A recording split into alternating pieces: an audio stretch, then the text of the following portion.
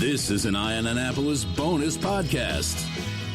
Boy, it's kind of a boat day. I was up at PYY Marine in Pasadena this morning, and now I'm actually on a boat. I'm on the Sea Bear in Epping Forest with Matt Korbelak. How are you? I'm doing well, thanks. You just got back from a most excellent adventure, as Bill and Ted might say. I have a friend that is actually walking the hiking the Appalachian Trail, supposedly nonstop. He's about 600 miles into it.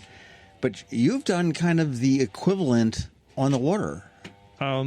Yes, I have. And I have a friend that's done the AT, the Pacific Crest Trail and Continental Divide, who is one of my inspirations for doing the Great American Loop. So, okay, the Great American Loop is what this is called. Now, this is from what I can gather, my Wikipedia knowledge here, it is a combination of the intracoastal waterway. I'm guessing the Great Lakes, the Mississippi River. It's just sort of pretty much the eastern half of the United States is a circumnavigation. Right. And you cross your wake wherever you start, and that'll take typically a year.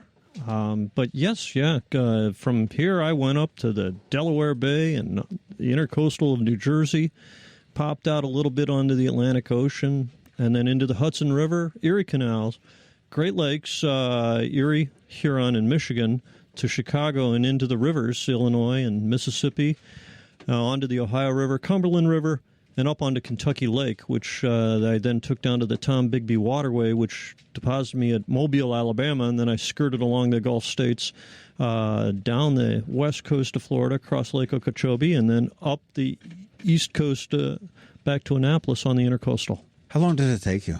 I did it in 9.5 months. Again, most folks follow decent weather throughout, and so the peak of summer, you're in the tip of Michigan, and dead of winter, you're down in Florida. And most folks will be coming up to Annapolis about this time. I sped it up for a family wedding, as well as if I was going to get back in time for that, I had our anniversary, my wife's birthday, and a spring break to get out on. Well, if you didn't want to be sent back out on the boat again and then go again, you probably needed to be back here by then. I do. I owe my wife quite a bit of gratitude, and she's missed out on some vacations that we would typically have done together. Question, what's your boating background? Have you always been a boater since a little kid, or is this a relatively adult thing? My dad had a little tri-hull that we'd zip around on Mission Bay, and when I was maybe 8 years old, he'd stack up the little life cushions on the seat and let me jam about at maybe 40, 50 miles an hour. Oh, wow. Okay. So it's been a while that you've had a fascination. So I've always loved the water, and I got a cabin cruiser at one point, and the kids were little, and it was a Woodhull, and I brought it back to life and enjoyed it a little bit, but realized I got to focus on the family. And then I got a nice 32-foot sailboat, and then I started falling in love with this loop trip, and I realized my sailboat just wasn't the right craft. So I started designing a boat to build for the journey, and knowing that I was as federal law enforcement forced to retire at age 57. So I had this time where I had a clean cut and break, and I wanted to do something, and the loop was really appealing as that something. So I started designing a boat, and then COVID hit. And then we moved, and then COVID hit, and then we had a renovation. So you guys were the one that started. It had nothing to do with China and the lab. It was when the Korbelaks moved. Yeah. So the boat I designed wasn't going to be built. Place we moved, no garage, no basement, none of that happening. So I found Sea Bear. She has the characteristics I was looking for.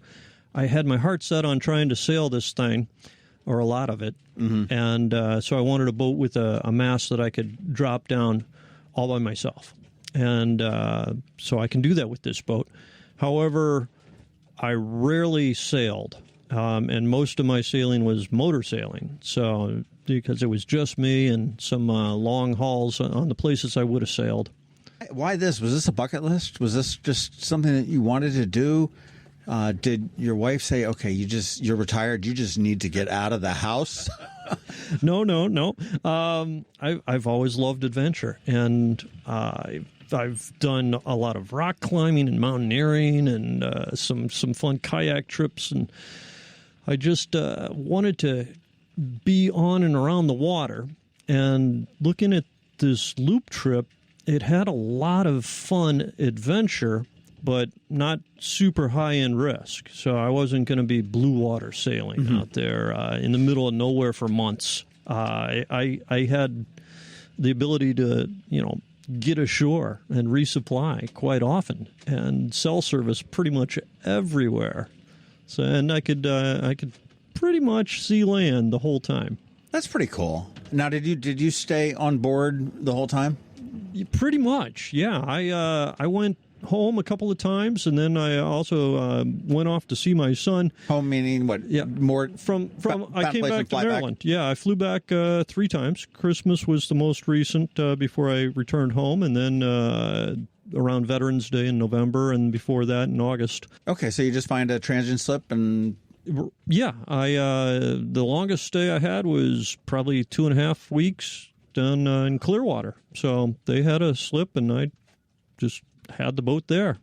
That's pretty wild. Now, how many people have done this kind of trip? Is this a very popular trip? It's not so much. More people climb Everest each year than the average number of loopers. This past year when I was on the loop, they guesstimated there were maybe 500 to 600 loop boats doing the loop, and that was somewhat attributed to the fact that COVID closed down Canada and restricted a lot of looping in the years prior. And so we figure many of the folks had been on pause, and then here we go. Right. Well, I mean, COVID really did put a lot of people out into boats and out and everything else. And it's kind of funny as I'm sitting here thinking about this. Okay, you're able to do this all in the water. I mean, just sort of the eastern half of the United States is really just like a big island. It's amazing. We might be able to secede from somewhere. We have so much of our early history starting here in port cities and such, and then the expansion into the interior along waterways and the like, and I got to see some of these places that were of that history. The Erie Canal.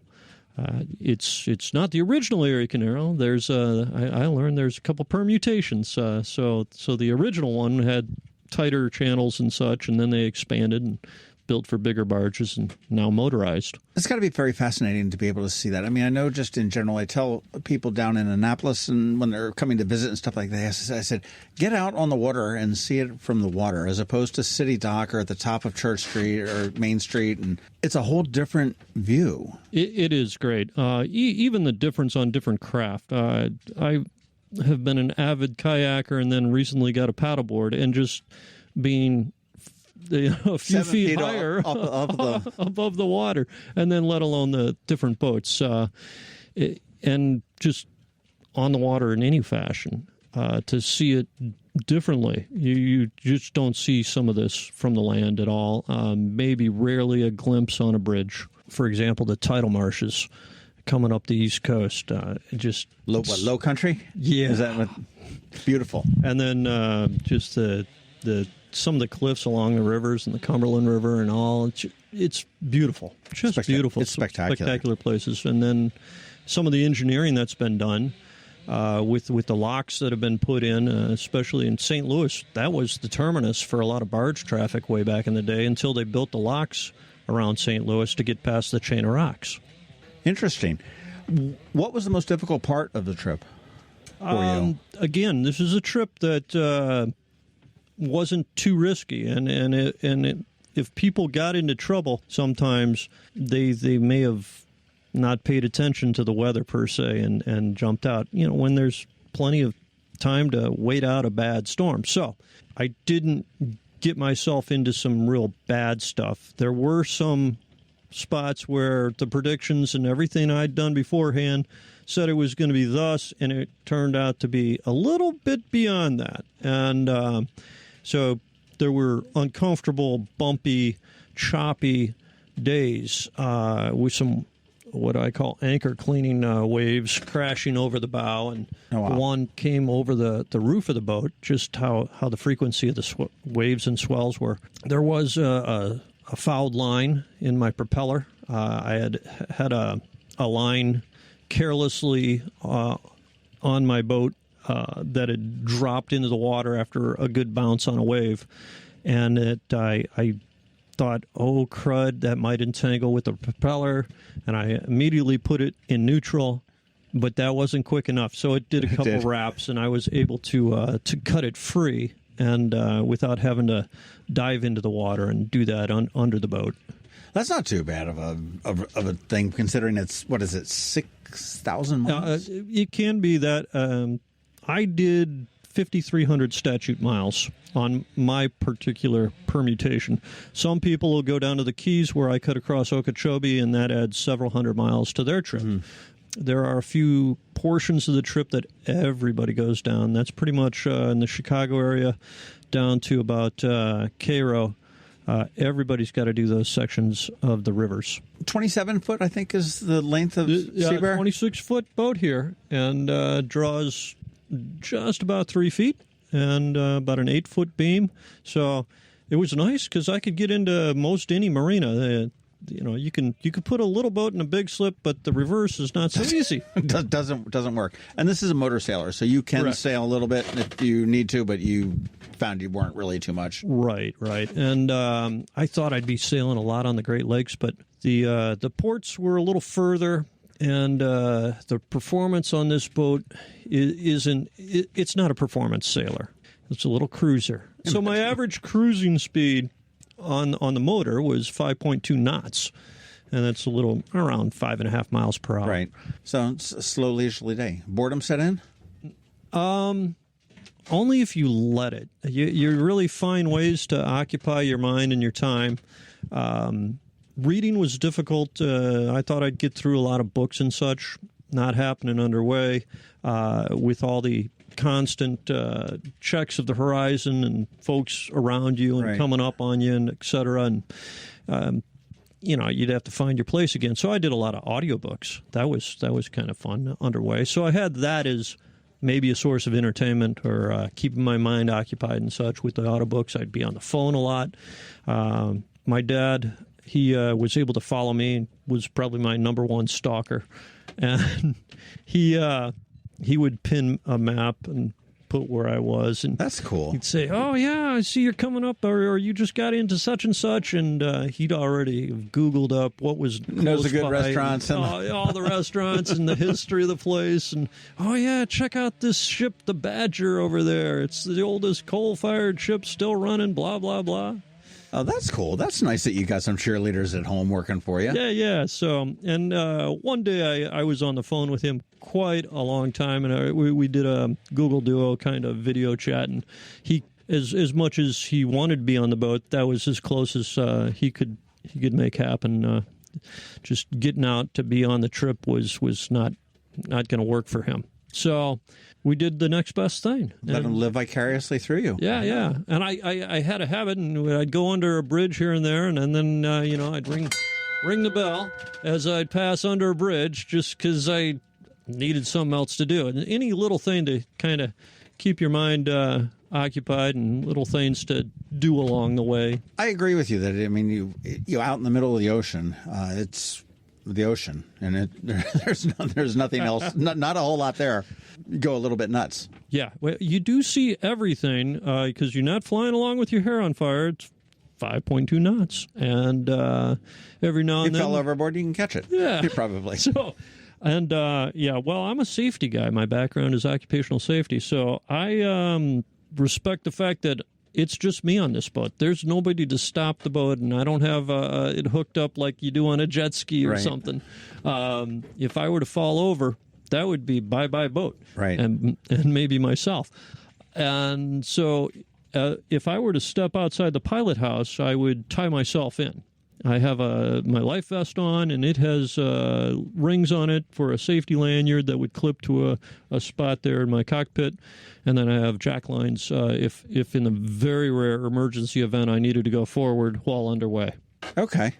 So there was a spot and it was very slow. I wasn't doing 5 knots. I was coming up to anchor, and it was late at night. I had missed a prior anchorage that was cruddy, and I'm just not going to back up and go to another one. So I went forward behind a tow, and I knew the sun would be gone and I'd be doing everything in the dark. So I get out of this little canal following the tow. They had lights, they had radar, so that was easy. But then I got out onto the grounds. It's like forever, maybe half mile in every direction or better, and about maybe 10 feet of water. And I'm clipped into the jack line going forward and the boat, I've kind of put it, after circling the area, put it in the direction that I want and moving slowly forward. I dropped it in neutral, clipped in, and I'm going forward, and then just out of nowhere, I heard this whoosh, and there were some dolphins just right beside me going on by, and so my heart jumped a little there, but I got the anchor set. I didn't go overboard, and it was a peaceful evening otherwise. Now, were you mostly anchoring and sleeping and mooring, or were you docking, or a combination? I'll have to check all my notes, but predominantly marinas. Okay. And I've seen all sorts of dock and configuration of tie-up, and it was a learning experience. I'm thinking of going and getting a captain's license, and I for sure have 1,000 hours under my belt now with this trip. Well, you said you got to check your notes and stuff like that. You're writing a book, or were you able to blog or vlog or anything? I kept a captain's log, a boat log, and just the details of where I was and some of the stats and engine hours and things like that. And I had uploaded a lot of video and photos. And my daughter, she's a wizard at that stuff. She's got it, and she studied film, and she's followed in my footsteps a little bit with one of my side hustles, doing event photography and all. And so she said, "I'll do some postings for you," and we set up a Crux Loop Facebook, and she did an Instagram as well, and would put some photos up there. But later on in the trip, she's got a young kid.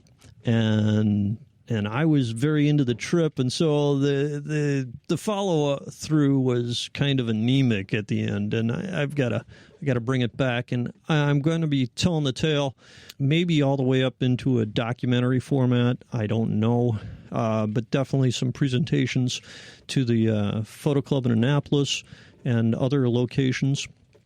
And I'd imagine some yacht clubs would be interested in the libraries. Yeah. So I may put a book out, and others have done the loop and written books and such. And I don't want to do a repeat of that. And I was thinking, especially with the little kids, I've got 3 grandchildren right now, and I was thinking, well, maybe a children's book.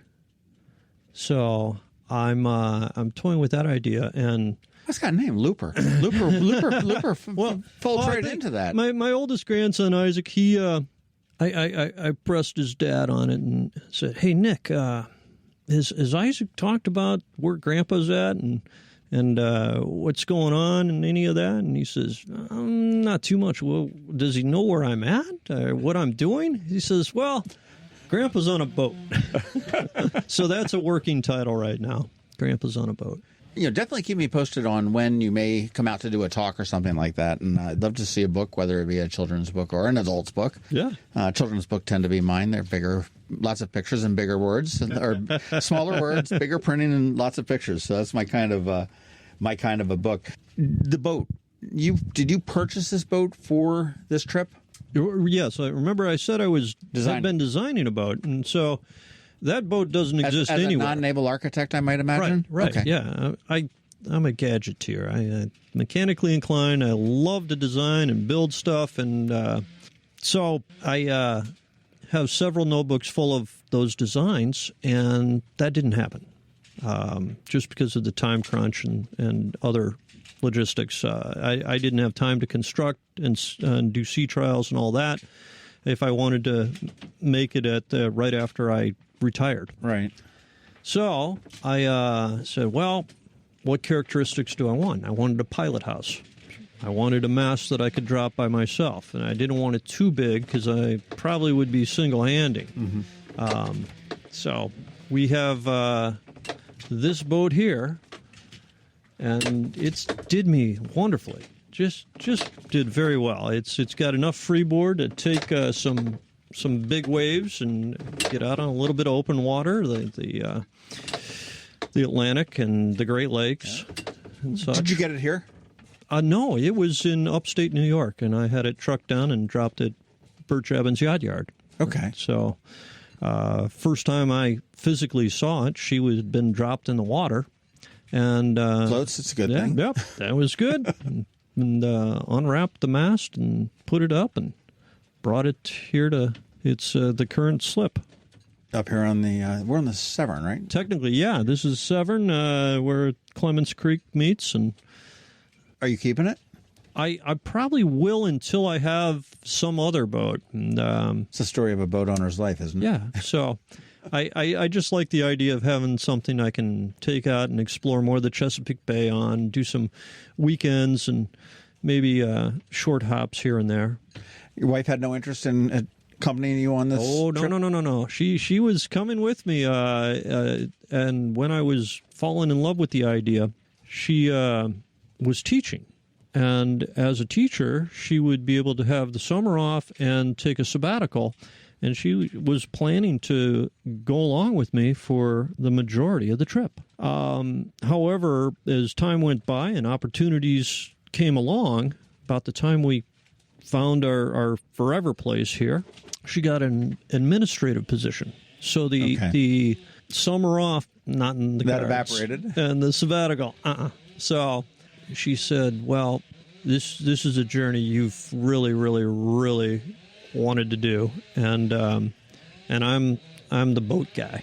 So and she likes to be out on the boat, but she leaves all the tech stuff to me and the wrangling and all that stuff. And so it's my thing really. And so she said, "Do this, make that happen." So I was ready. And I had the timing and the boat, and I made it happen. Off I went. Yeah. You have any other items on your bucket list that involve a boat? I would love to go back. Like I said, there are different permutations of the route, and I missed out having gone through Lake Erie and Lake Huron down there around Detroit. I did not go through Canada, and that is a really beautiful section, and it has some cool locks that are unlike any of the others that I traveled through, as well as it dumps out into Georgian Bay, kind of northeast part of Lake Huron, which was just gorgeous, and everybody raved about it. So I got to see the far edge of what they were talking about when I got to the tip of the Glove of Michigan, and there's Mackinac Island. People know where that's at, near the bridge. And then just north of there, I went to Cedarville and Hessel, and just loved those spots. Just loved it. It's just something about it. The water is crystal clear. Trent-Severn Waterway is something I would really love to go back and do that portion. And not do another loop per se, but just that segment of it, possibly. That'd be neat. Maybe you can bring your wife on that one. Yeah. At this time. And I'm looking at doing a land trip, possibly, maybe a little micro camper, teardrop, or something like that, and go out. Now that I'm retired, I have sort of a blank slate of sorts, and I could get out and visit family in Texas and Colorado and Seattle and down in San Diego. And just hit all these spots and not be, zip-zapping around by airplane. Right. Maybe take the dog and enjoy that, and have my wife fly out and meet me in different spots. That'd be cool. On the boat on the day, I mean, 5.5, 5.7 miles per hour average is, 5 knots is, I mean, it's leisurely. It's a leisurely pace. Right. What was your typical day? I mean, did you just sort of wake up when you woke up and started to go, or were you up at the crack of dawn? Well, no, I was reverse engineering the day. I wanted to have some daylight hours at the end of a day at the helm to just enjoy wherever my next stop was, and have some time during daylight to do boat work, cooking, whatever. Stop in the town if there's a town. Yeah, and so anyways, that pretty much led me to head out at daybreak. Most days I was on the water and moving right around sunrise. So I could get to places a little bit after lunch. Some days I really pushed it hard, and it was a 8-10 hour day at the helm. But most times I'd try for around 5 or 6 hours on the water, and give me plenty of time to find a nice anchorage, or most times get tied up at the dock, maybe get a shower, but and then definitely, especially on a long day, I'd want to get a hot meal and a cold beer, and just not cooked in a in a can of stirring up here. It's doable on board, but after being on the water for a long day, especially back-to-back days, I just wanted to stretch my legs and get out and sit down and let somebody else cook. What was the home stretch like when you jumped into the bay of Virginia Beach? I describe it as getting barn sour. I could see the finish line, and I was ready to get home. And I knew that weather was going to be my only thing to really slow me down. So I moved when I can move, and that was my modicum the whole time. I'm going to move when it's safe to do so. And if the weather's good, if I'm good, if the boat's good, those are my things. Green light, check, ready to go. And I'd advance on to the next spot. And I try to have some contingency planning. There was always the desired location, maybe a stretch goal, and then bailout points if I needed to do something like that. That's your safety background coming into play. To have a good old fashioned common sense, maybe. Plan B, Plan C, and Plan D. There you go. Just in case. And I did the same with the stuff that I had on the boat that I never had to use. I had emergency gear and backup, this and that and the other thing. The only mechanical I had on the whole trip was a squeaky little pump for the coolant.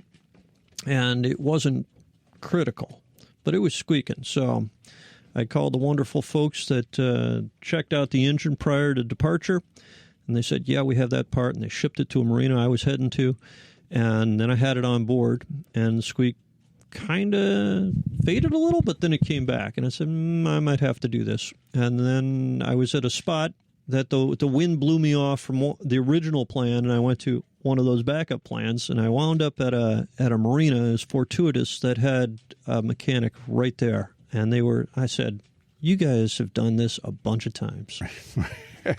You'd make it happen. Right. And, the 1 hour job for him, the 4 hour job for Matt. And I could have done it, but it's just every now and then you say, greater peace of mind. Phrase that I kind of coined along the way, which helped put me straight sometimes, besides the sign on the wall there, that kindness matters. That should be our national motto.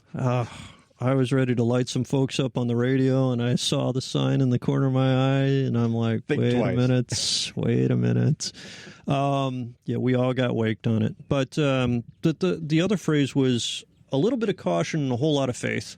And because if you knew what was around the corner, you might not take the turn.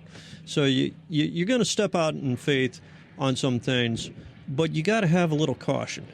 Yeah. you don't step out blindly, and you prepare yourself, and then for the rest of it, because these are places I'd never been before, and I had never been in a lock on a boat prior to taking this journey, and now I've been through dozens. Now you got somebody who taught you how to do it, and And locking single-handedly is a whole different world too. What's involved in going through a lock? Well, the first locks I encountered, one right before the Erie Canal, and then there's a whole stair step, a flight of 5 or so, right at the beginning of the Erie Canal. And the doors open, and the water level's where you're at on that end of the lock, and you go in. And for these ones, they would close the door in this box, and then let water come in and raise you up. Right. And then when the water would match the top level, they'd open the other set of doors and you exit the lock. But what's challenging about it as far as a captain goes? Well, you have to. You got to make sure you're not hitting the sides of the box. Yeah, right. You want to tie up to something, but that water going out or coming in, it can be turbulent, and sometimes it's a little windy, and oftentimes there are other boats. On the Illinois River, there were, I believe, 26 loop boats. The lockmaster had never counted that many before, and was taking pictures of us all, and we had all been jammed up waiting for some work to be done on a lock, and so it was closed for 2 weeks. All the loopers were sort of waiting for it to open. Sure. Right there around Labor Day. So here's this glut of loop boats, and we tried to not, string ourselves out and have to use the lock. Yeah. So for one small group and another small group, they appreciate when we could all just kind of be together and go through. That's just respectful. So, you're tying up either to the wall and maybe another boat to you, or since I was the smaller of most of the boats, I'd be tying off to other boats. One lock I got on the Mississippi, just near, just the first one there. I was in the back corner, and we're going down, and the water started rushing out, and the guy later on told me that they had a bad hinge or something and a big leak down there. I'm like, oh, and you let me just tie up there, right? You knew this, but so I'm going down. It's getting worse and worse, and the backside of the boat is peeling off, and I'm afraid my rudder's going to break, and I'm hollering up. The guy said, "Just let go." And I'm okay. So I just cut loose, and I'd been holding it tight, and the rudder didn't break, the cleat didn't pop out, and but I felt like I was riding the rapids. So I'm now drifting in the lock, and I got on the radio to let all the other boats know. I said, "Hey, I'm not being rude here. I'm not trying to cut ahead of y'all, because you're all going to pass me anyways. That's why I took the back spot." And anyhow, I survived, and you learn what you can do, and you learn what your boat can do. Yeah. Are locks like toll booths? Do you have to pay to use a lock? No. Most of the locks run by the Army Corps of Engineers. The locks on the Erie Canal, typically they'll have like a pass. Maybe you buy it for a day, a week, 3 weeks. Okay. But they waived that for us this past year. Yeah. Okay. So I was expecting to, but didn't. And I think it would have been maybe $50. But they do have a lot of work to do. There's maintenance. No, it's not an easy thing to when you think about the engineering behind it. Yeah. So locks can be interesting. Your expenses. I mean, so then you really, other than fuel and food and marinas, hotels and showers, and and airfare back and forth. Marinas cost anywhere from, probably the lowest I saw was $1 a foot.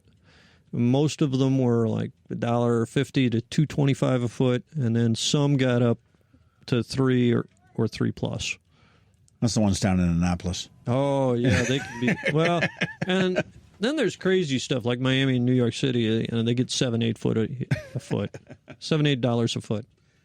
I do like to inspire folks to do the adventure that suits them, and find out, and do a gut check, see what your comfort level is, and then what might be a little nudge beyond that. And I could have done the blue water thing and gone across and around the world, but no. I fell back on this loop trip, and it has its ominous little pieces every now and then, and we had a group of us that were really concerned about crossing the Gulf of Mexico. We had an 80-mile stretch. It's just something we all had to kind of suck up and do. Right. And there's another thing. There's a community of loopers out there, and I had just had a couple of my dear friends that I had met along the journey come through Annapolis. So some wonderful, and some others on the way. So some great folks that have been met, and we all have our little stories to tell and all that stuff. Well, I noticed your Burgee up on your bow. Right. You've got, looks like AYC and AGL, maybe? Yeah, American Great Loop Cruisers Association. Yeah, so does that come with your completion? Well, the gold loop Burgee is what you get when you've completed your loop. During the loop, I was flying a white background loop Burgee, so that is a little tattered and faded and threadbare in spots, and I will be putting that, I think, in a shadow box. I was going to say that's something that you treasure for quite a long time. So it was really neat. Yeah, and I was talking to another looper that will finish in a few months, and I said it's not the end. This is the beginning. This is the beginning of other things. Keep going. Do adventure. Get out there and tell the tale and share it with others, and find some other adventures, even in your own backyard. Matt, thank you so much. Congratulations on a wonderful trip, and I look forward to hearing what's in the future. Thank you. This has been a bonus podcast from Eye on Annapolis. Please visit us at eyeonannapolis.net. Follow us on Facebook at All Annapolis and on Twitter at Eye on Annapolis.